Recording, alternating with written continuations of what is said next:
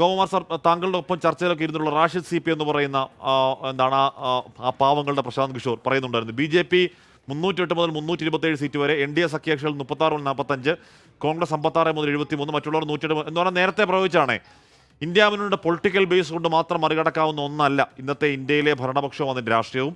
അത് തിരിച്ചറിയാതെയുള്ള ഒരു രാഷ്ട്രീയാഖ്യാനം കൊണ്ടും കണക്കൂടൽ കൊണ്ടും രാജ്യത്തെ രാഷ്ട്രീയ ഭൂമികയിൽ പ്രതിപക്ഷത്തിന് പിടിച്ചു നിൽക്കാനുമാവില്ല. ഇന്ന് ഈ രാജ്യവും രാജ്യത്തിൻ്റെ രാഷ്ട്രീയവും ഏറെ മാറിയിരിക്കുന്നെന്ന് റാഷിദ് പറയുന്നത് ശരിയാണ് അല്ലെ ഡോക്ടർ ഗോപകുമാർ? അതെ, തീർച്ചയായിട്ടും അങ്ങനെയുള്ള സാഹചര്യത്തിലേക്ക് എത്തി എന്നുള്ളത് വളരെ വ്യക്തമാണ്. ഇപ്പോൾ മീഡിയയുടെ ഹൈപ്പൊക്കെ പ്രതിപക്ഷത്തിന് വേണ്ട രീതിയിലൊക്കെ പല ഘട്ടങ്ങളിൽ കിട്ടിയെങ്കിലും അതനുസരിച്ചുള്ളൊരു നേതൃത്വം, അതനുസരിച്ചുള്ള പ്രവർത്തനവും ഉണ്ടായിട്ടില്ല എന്നുള്ളതാണ്. ഇപ്പോൾ പ്രതിപക്ഷത്തിൻ്റെ മൊത്തത്തിൽ നമ്മൾ നോക്കിക്കഴിഞ്ഞാൽ തന്നെ ഒരു ഏകോപനത്തിൻ്റെ ഒരു കുറവുണ്ടായിരുന്നു. ഇപ്പോൾ തമ്മിൽ മത്സരിച്ച സംസ്ഥാനങ്ങളുണ്ടായിരുന്നു എന്നുള്ളത് മാത്രമല്ല, ഒരു വിന്നിങ് എഫക്റ്റ് കാണിക്കാവുന്ന രീതിയിലുള്ളൊരു കോൺഫിഡൻസ് ഒരു ഭാഗത്തു നിന്നും ഉണ്ടായിരുന്നില്ല. അത് അങ്ങേയറ്റം ഒരു ഡിഫെൻസീവ് സ്റ്റൈല്, പ്രതിരോധിക്കുന്ന ഒരു മാർഗത്തിൽ കൂടിയാണ് പറഞ്ഞുകൊണ്ടിരുന്നത്. അതേസമയം വളരെ വ്യക്തമായിട്ട്, വളരെ സ്ട്രാറ്റജിക്കലായിട്ട് മോദി നടത്തിയ പ്രവർത്തനങ്ങൾ, പ്രസംഗങ്ങൾ, യാത്രകൾ, റാലികൾ, ഇതെല്ലാം വളരെയധികം മെച്ചപ്പെട്ടു വന്നു. അതോടൊപ്പം അദ്ദേഹത്തിൻ്റെ പ്രവർത്തന മികവ്, ആദ്യ കാലഘട്ടങ്ങളിൽ അദ്ദേഹം നൽകിയ വികസനത്തിനും അടിസ്ഥാന വികസനത്തിനും ക്ഷേമ പദ്ധതികൾക്കും ഉണ്ടാക്കിയ മാറ്റങ്ങൾ, രാജ്യത്ത് ഇപ്പോൾ CSDSൻ്റെ സർവേയാണ് ആദ്യം വന്നത്. ഈ തെരഞ്ഞെടുപ്പൊക്കെ അനൗൺസ് ചെയ്യുന്നതിന് മുമ്പ് തന്നെ വന്ന ഒരു സർവേയിൽ രാഹുൽ ഗാന്ധിയേക്കാൾ മോദിയുടെ പോയിൻ്റ് റേറ്റ് 22ആണ്. അവർ തമ്മിലുള്ള വ്യത്യാസം 22% പ്രധാനമന്ത്രി സ്ഥാനാർത്ഥി എന്നുള്ള നിലയിൽ. അപ്പോൾ ജനങ്ങളുടെ മുമ്പിൽ എത്രത്തോളം അത് വിശ്വാസം ആർജിക്കാൻ കഴിഞ്ഞു എന്നുള്ളതിൻ്റെ ഒരു വ്യക്തമാണ്. ഞാൻ നേരത്തെ ഡോക്ടർ ഗഫൂർ പറഞ്ഞതിൽ ഒരു കാര്യത്തിൽ ഒരു അഭിപ്രായ വ്യത്യാസം പറഞ്ഞുള്ളട്ടെ. ഈ ധ്രുവീകരണം ഉണ്ടായത് ഹിന്ദു വിഭാഗത്തിനിടയ്ക്കകത്ത് വലിയ ധ്രുവീകരണമൊന്നും ഉണ്ടായില്ല. ജാതി പാർട്ടികൾ എന്നും ഹിന്ദു സമൂഹത്തിലുണ്ടായിട്ടുണ്ട്. അതിന് കാരണം അത്രത്തോളം ജാതികളും ഉപജാതികളുമൊക്കെ ഉണ്ട്. പക്ഷേ ഹിന്ദു സമൂഹത്തെ ഉദ്ദേശിക്കുന്ന രീതിയിൽ പിളർത്താൻ പ്രതിപക്ഷത്തിന് കഴിഞ്ഞില്ല എന്നുള്ളതാണ് യാഥാർത്ഥ്യം. കാസ്റ്റ് സെൻസസ് ഒക്കെ പറഞ്ഞ് അതുവഴി കൂടുതൽ വികാരമുണ്ടാക്കാനും യാദവ രാഷ്ട്രീയം കൊണ്ടുവരാനും അതോടൊപ്പം കൂടുതൽ പിളർപ്പുണ്ടാക്കാനുമുള്ള ശ്രമങ്ങൾ നടത്തിയെങ്കിലും BJP അതിനേക്കാൾ കോൺസെൻട്രേറ്റ് ചെയ്തത് റിലീജിയസ് പോളറൈസേഷനായിരുന്നു.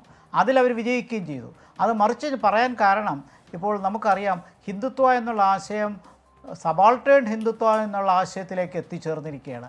എന്ന് പറഞ്ഞാൽ താഴേക്കിടയിലുള്ള ആൾക്കാർക്ക്, അത് ദളിതരായാലും ഗിരിവർഗ്ഗക്കാരായാലും അവരുടെയിലും ശക്തമായി പ്രവർത്തിക്കാൻ തുടങ്ങി. അപ്പോൾ പഴയ കാലത്ത് BJP ഒരു ബ്രാഹ്മിൺസിൻ്റെ പാർട്ടിയാണെന്നൊക്കെ പറഞ്ഞ് ആക്ഷേപിച്ചിരുന്ന കാലത്ത് നിന്ന് BJP ഇന്ന് എത്രത്തോളം മാറി എന്ന് മനസ്സിലാക്കണം.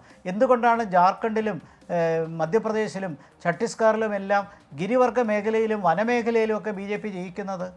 അവിടെ അപ്പർ കാസ്റ്റ് അല്ലല്ലോ അവിടെ ഉള്ളത്. അപ്പോൾ ദളിതരുടെയിലും ട്രൈബലിൻ്റെ ഇടയിലും നന്നായിട്ട് സ്വാധീനം വളർത്താൻ ശ്രമിച്ചു. അതുകൊണ്ടാണ് ഞാൻ പറയുന്നത്, കാസ്റ്റ് വഴി ഡിവൈഡ് ചെയ്യാനാണ് ഒപ്പോസിഷൻ നോക്കിയത്.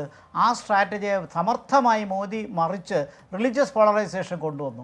ഈ പോളറൈസേഷന് മുമ്പ് കൊണ്ടുവന്ന കാര്യങ്ങൾ ഡെവലപ്മെൻ്റൽ അജണ്ടയുമുണ്ട്, സോഷ്യൽ വെൽഫെയർ അജണ്ടയുമുണ്ട്. അപ്പോൾ 10 വർഷം കഴിഞ്ഞിട്ടും ഫീൽ ഗുഡ് ഫാക്ടർ നിലനിർത്താൻ കഴിയുകയും അതോടൊപ്പം ക്ഷേമ പദ്ധതികൾ, പ്രത്യേകിച്ച് 5 വർഷത്തേക്ക് 80 കോടി ജനങ്ങൾക്ക് സൗജന്യ റേഷൻ കൊടുക്കുന്നു. ഇത് മാത്രമല്ല, അനേകം വ്യത്യാസങ്ങൾ, ജീവിത രീതിയിൽ വന്നിട്ടുള്ള വ്യത്യാസങ്ങൾ, വൈദ്യുതിയും ജലത്തിൻ്റെ ലഭ്യതയും ടോയ്ലറ്റ്സ് വന്നതുൾപ്പെടെ മൊത്തത്തിലുള്ള ജീവിത നിലവാരത്തിലുള്ള വ്യത്യാസങ്ങളെല്ലാം സമൂഹത്തിൽ സ്വാധീനിച്ചിട്ടുണ്ട്. അപ്പോൾ അത്തരം കാര്യങ്ങളെ വെറും റിലിജിയൻ വെച്ചോ കാസ്റ്റ് വെച്ചോ കാണാൻ പറ്റില്ല. അപ്പോൾ പൊതുവെ വികസനവും വെൽഫെയറും പ്രോഗ്രസ് ചെയ്യാൻ കഴിഞ്ഞപ്പോൾ മറുവശത്ത് അതുപോലെ കാണിക്കാനുള്ള സാഹചര്യം പ്രതിപക്ഷത്തിന് കിട്ടിയില്ല. മാത്രമല്ല, പ്രതിപക്ഷത്തിൻ്റെ ലീഡർഷിപ്പിലും പ്രോബ്ലം ഉണ്ടായി. അത് ഇന്ത്യ മുന്നണി ഓർഗനൈസ് ചെയ്തപ്പോൾ തന്നെ ആദ്യം പുറത്തു പോകുന്നത് നമുക്കറിയാം നിതീഷ് കുമാറാണ്. അപ്പോൾ കോമണായിട്ടൊരു ലീഡർഷിപ്പ് വന്നില്ല.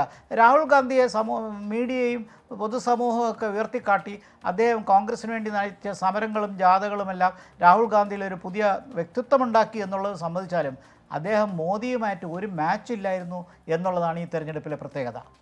യെസ്, വളരെ ശരിയാണ് ഗോപകുമാർ സാർ പറഞ്ഞ പോലെ. VP സിംഗ് മണ്ഡൽ കൊണ്ടുവന്നപ്പോൾ BJP കമണ്ഡൽ വെച്ച് അതിനെ പ്രതിരോധിച്ചു എന്ന് വേണമെങ്കിൽ രാഷ്ട്രീയ നിരീക്ഷകർ പറയുന്നത് അക്ഷരാർത്ഥത്തിൽ ശരിയാണ്. മണ്ഡൽ വേഴ്സസ് കമണ്ടൽ എന്നായിരുന്നു പിന്നീട് രാഷ്ട്രീയം. ഇത്തവണ ജാതി സെൻസസ് ഒരു പ്രധാനപ്പെട്ട വിഷയമായി ബീഹാർ അടക്കമുള്ള സംസ്ഥാനങ്ങളിൽ കോൺഗ്രസ് രാഹുൽ ഗാന്ധിയൊക്കെ ഉയർത്തിക്കൊണ്ട് വന്നെങ്കിലും അതിനെ ഈ വിശാല ഹിന്ദുത്വ എന്ന BJP എപ്പോഴും പറയുന്ന രാമക്ഷേത്രം ആർട്ടിക്കിൾ 370 ഒക്കെ ഉയർത്തി അതിനെ പ്രതിരോധിച്ചതിൽ അവർ വിജയിച്ചു എന്ന് തന്നെ വേണം കരുതാൻ. വളരെ നന്ദി ഗോപകുമാർ സാർ ഈ ഘട്ടത്തിൽ പ്രതികരിച്ചതിന്. നമ്മൾ ഈ ചർച്ച തുടരും, അടുത്ത ദിവസങ്ങളിലും ഇതിന്റെ കണക്കുകൾ വരാനിരിക്കുന്നുള്ളൂ. വിധി ദിനത്തിൽ 24 മാജിക് ജൂൺ 4 ചൊവ്വാഴ്ച രാവിലെ 5 മണി മുതൽ 24-ൽ.